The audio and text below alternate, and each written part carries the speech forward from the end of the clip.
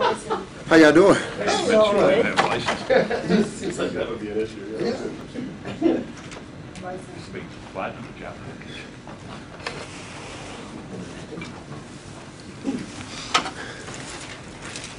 Everybody doing all right? All right. Yeah, how are you doing? I'm doing good. Just wanted to spend a little time with you guys and update you. Yeah, update you on the ASD school selection process.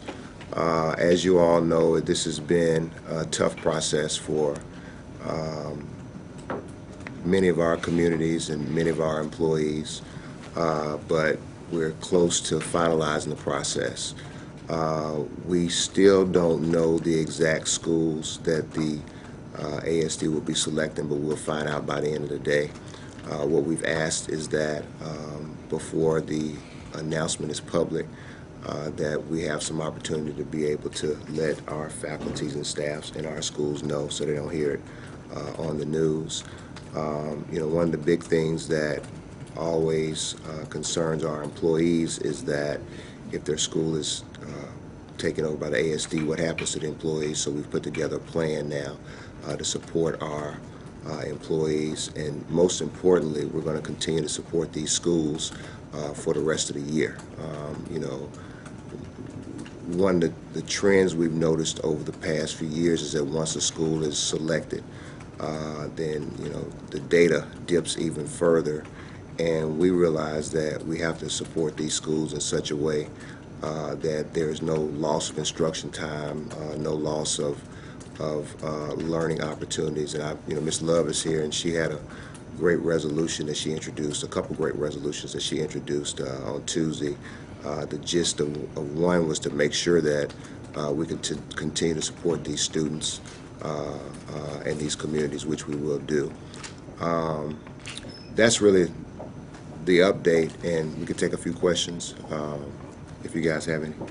Dorsey, I'm wondering, when you say that there's a plan to support our employees, do you mean that they won't be on the list next year looking for another job? No, what happens is obviously those schools will no longer be Shelby County schools, so those employees will be accessed. So what we're doing early on in the process is providing some support through HR in terms of trying to put together hiring fairs and just start the process much earlier. You know, there's always just such angst if you're a teacher. We have great teachers in these schools too, and you know, so we don't want them to just be spending the whole year worried about, you know, what's going to happen next year, because A, that takes the focus away from kids, and then B, it doesn't allow them to be the best teachers they can be. So HR plan will be rolled out specifically aimed at supporting the teachers who are going to be displaced as a result. But then also just to keep in mind, I mean, oftentimes teachers get hired in these schools once they are taken over by the ASD. So we just want to make sure teachers know the full range of options and be able to support them as best we can. When a school's getting into that danger zone, maybe about to fall into the 5%, what does Shelby County Schools do to help that school so they don't end up in this situation? That's a great question. So I can talk about what we have put on tap in terms of planning moving forward. And if I back up, I mean, I think that the reality is that these schools didn't get in the bottom 5% overnight.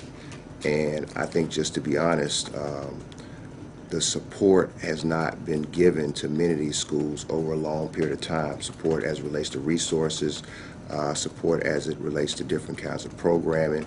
And I think shame on Shelby County Schools, you know, for not supporting these schools in a way that they should be supported. Moving forward, we did a presentation about a month ago, what we're calling a safety net. And so we have some specific supports, be it additional resources around improving literacy, extra staffing, extra technology for our schools that are A, going to be in the bottom 5% that won't be taken over, and then B, what we call our cusp schools, our bottom 6 to 10% schools. So specifically additional staffing, additional technology, additional dollars and funds for professional development, and just strategies that we know will help. So if you've heard us talk, you know, we're laying out our strategic plan in the next few weeks. But I've been saying since I've been in this role, as we talk about how do we move student achievement, there are a few levers. A, better and more pre-K classes. B, make sure every classroom has an effective teacher and every school has an effective leader. C, make sure we focus on improving our literacy rates. And then D, to make sure we focus on our chronically underperforming schools. So that is a specific strategy that you'll see in the strategic plan and that we will address moving forward. Can you talk about the iZone? Yeah, the iZone is the iZone is obviously a bright spot for us. We are growing students faster in the iZone than anywhere in the state, and we've been doing some research, and what the research is showing is there's not really another turnaround model anywhere in the nation that we're aware of that is growing kids as fast as we are in the iZone. So we'll be looking next year to add a few more schools to the iZone, but the reality is that the additional supports that help to make the iZone so successful cost money. So as we go through the budget process, we have to balance the additional dollars necessary to operate the iZone with some of our other needs, which is, and I'll just put a plug in, we've been working hard to try to get our lawsuit resolved with the city of Memphis. And one of the things I've been saying to our mayor and to our council people is that if we can get some kind of payment plan, what I would want to do with the money is use that money to support our iZone, particularly since some of our SIG funding is going away and our Race to the Top dollars are going away. So really a cry out, to our city leaders to say that, given the success that the iZone has had, particularly in underperforming schools, particularly in some of our poorest neighborhoods, we need an extra funding source, and it'd be nice to resolve the lawsuit so we can support that work. While you're on the subject of the lawsuit, continued negotiations over this, and your reaction to this is becoming a major issue in the negotiations with the Fairgrounds, the county commission, and all of that. Mayor Luttrell says this has got to be done, it's got to be solved. What is the temperament of these negotiations, mediation? Are you getting close or what? I think they're spirited. What makes it difficult is that the counterclaim that the city has is really being driven by the city council. I've had numerous discussions with Mayor Wharton, and then we have, a mediation going on right now, which I won't speak to the substance because it's confidential, but that's really being driven by the city council. So I think that, Mayor Wharton has been very open to resolving it. I think he certainly wants to resolve it, but he has, the realities that, the city council has to be involved too. So I think we're making good progress, but I mean, it's just so important to get this thing resolved. There's an openness and a willingness unlike any time that I can recall for our board to say, you know what, let's give a little more, just so we can get this resolved again. When you have some of the funding challenges that everyone has, we want to be mindful of that, particularly for the city. But then when you want to support some of this good work we're doing in the iZone, when you want to make sure that we can sustain, our pre-K programs, fortunately we received a big grant from the federal government a couple of days ago, but part of that is sustainability. So, we're asking the city to pay this thing out over a number of years, and then we'll use that money, it'll go right to the heart of the inner city kids in Memphis. Do you think you're closer than you've been before? Hard to say. Let's go back to ASD for just a second. Ramesh Akbari, Representative says she's going to introduce legislation concerning ASD. She wants to, number one, force it to expand or reduce grade levels, which she feels will improve upon existing grades. The other thing is that she's going to make sure the legislation would, that certain grade levels, other kids who, if they decided on a certain grade level in this particular institution, and other kids would be shipped to other institutions. What are your feelings about that? Well, I actually just read the press release a little earlier, so I don't know all of the particulars, but I think that the way I understand it is she wants, when a school is taken over, for there to just take over the whole school and not phase in grade by grade. I agree with that. There's been a lot of discussion, and I've advised the board that I don't want to do what we call co-locations anymore. And let me tell you why. The first reason is that it's very hard to attract, the best school leaders and best teachers to be at a place that they know is going to be phased out over a year or two. That's not best for kids. Secondly, all of these schools are priority schools, so we need to be investing more resources in them. But it's hard to invest resources in a place that you know is going to go away in a couple of years.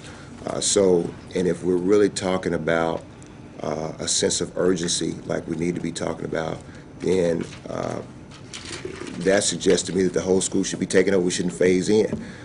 So for those reasons, what we're going to do as a general rule is say, if a school is phased in, we're going to take the kids who are not being treated by the ASD and move them somewhere else to a higher performance school so that, they can still get the treatment that they need. So to the extent that that's consistent with state representatives' proposed legislation, I think it's a good idea. Thank you, Superintendent Hopson. I know you've got to move on, but I see that one member left here, and I don't know if you want to make some comments for the folks or take questions. Yeah. Actually, I just want to let the parents know, regardless of the decision, we must still be committed and remain committed to making sure our children come to school every day prepared to learn. Regardless of how many resources are put into the school, we as parents must still put education as a top priority, or else everything that they're doing is going to fail. Isn't the fear here in all of this that you don't want any child falling through the cracks of the educational system? And there's a great fear here that when you split up and all there, because you're giving them the aura of, okay, you're in the bottom 5%. And that's that you're going in thinking, oh, I'm in the bottom 5%. So the effort to try, it's almost like you're making them second-class students. I mean, that's what must be the great fear for parents and the students too. I mean, well, the great fear for parents is the fact that the transparency level is very, very, very low. Parents, they know that their children are in a priority school, but what I would encourage the news to do is stop saying failing, because kids, they watch the news as well as we do. And when they hear the word failing, they think that they are a failure. So, I mean, we need to begin to use better words, because I have so many kids in the community, they're wondering about this. What is going to happen to my school? Where's my teacher going to go? And when they see failing and they hear failing, it gives them a sense that there is no hope. So I have one question. What about this statement of, oh, Shelby County schools, they're passing the trash. They're slopping off these schools that are underperforming. Someone else it's going to become their problem. How as a school board and as a superintendent, do you feel when a school gets taken away from you because it's failing under your leadership? Well, I think that, to be very clear, one of the misconceptions about this process is that the Shelby County schools are somehow giving away schools, and exactly like you said, I mean, this is per state law. I think that at the end of the day, this process is driven by statute. If you're on the priority list, then the ASD has the unilateral right to operate any of those schools. From my standpoint, I think that, again, shame on us for having any priority schools. I will say that, there's a lot of room, there's a lot of room for work for partners, in this work. So, to the extent that anybody is able to give these students a better opportunity, then we want them in the work. But we're not going to ever abdicate our responsibility. We're not going to ever, outsource our responsibility. We know that we can educate these kids. We know that we can move kids from the bottom 5% to the top 25% because we're doing it in the I-zone. So your question, I think, really results more, and when people think that, it really results probably more from a faulty understanding of what this is. We're not saying, hey, come take these schools. You know, these schools on the list, and the ASD has a right to take the schools, you know, we work with them because we have to, but we continue to try to do the best we can for schools that we have that are still on the priority list. And do you feel disappointed? Just for clarification, the I-zone schools, is that to help prevent them from dropping into the 5%? Is that part of the strategy? No, what happens is, It's separate. even the schools that are in the bottom, what happens is if you're a priority school, then you have to have, there has to be some kind of treatment. One treatment is the ASD, another treatment is the I-zone. So when schools get to the bottom 5%, as opposed to having them operated by the ASD, the Shelby County Schools operate some. And those leaders get the same kind of autonomy that charter leaders get. You know, we've been very successful. How do you choose them over the state? Well, there are schools now, there are 28 schools now that, you know, are on the priority list that's not being operated by the ASD or the I-zone. What usually happens is we look at our data, figure out, you know, how we can get the biggest bang for our buck, as it were, as it relates to the most kids, you know, the best opportunities, and then we make those decisions. If there's a school that the ASD wants to take and we want, then we usually work it out. But we hadn't had, you know, kind of a conflict, and we want the ASD, we want the I-zone. But the experience has been when we say we want to operate that school, and we're going to put it in the I-zone, the ASD has really been accommodating. Sorry. We've got 17 schools in I-zone. Yeah. Sorry. Thank you guys again for coming in.